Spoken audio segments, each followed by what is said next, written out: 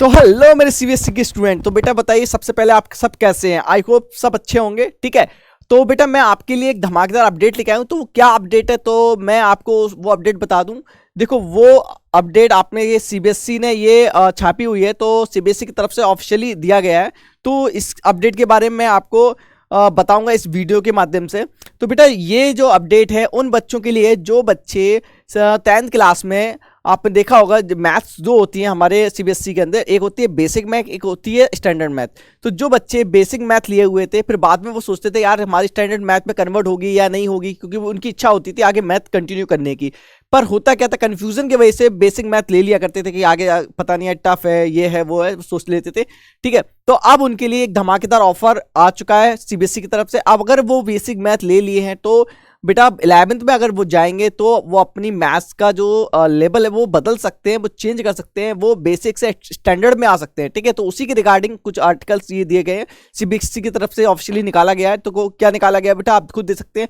Subject the permission to offer the mathematics in class 11 in academic session 2024-25 to student who offer mathematics basic in class 10 academic session तो 2023 and 24। तो देखिए ये madam वगैरह को, sir जो principal होते हैं, तो उनको ये लिखा गया है।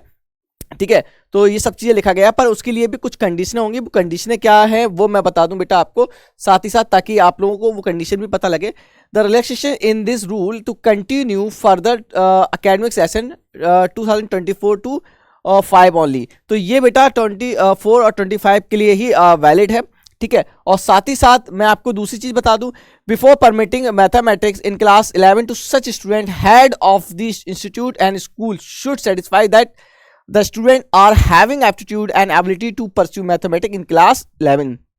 तो आप बेटा समझ लो, उससे पहले क्या होगा, आपका जो स्कूल का हेड होगा, जो प्रिंसिपल होगा ना, वो आपकी एबिलिटी को चेक करेगा कि आप 11th में स्टैंडर्ड मैथ के लायक हैं भी या नहीं। ऐसे नहीं कि आपने बेसिक मैथ आपने 10th में ले लिया, आप उसी को उसी में सर्वाइव नहीं कर पा रहे हैं, तो पर आपकी इच्छा नहीं स्टैंडर्ड मैथ लेने की आगे 11th में।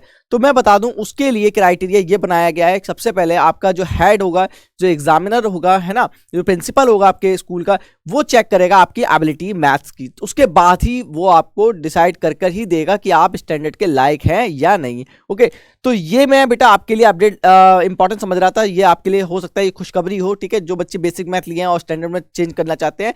तो और साथ ही साथ मैं आपको रिजल्ट का भी अपडेट दे दूं। देखो 20 मई के बाद आपको रिजल्ट का जैसे कि ऑफिशियली नोटिस आ चुका है, और मैंने सबसे पहले उस नोटिस के बारे में बताया था यार। ठीक है, आगे भी नई अपडेट में लेके आता रहूंगा। चलिए मिलते हैं नेक्स्ट अपडेट के साथ। Thank you, bye bye, take care.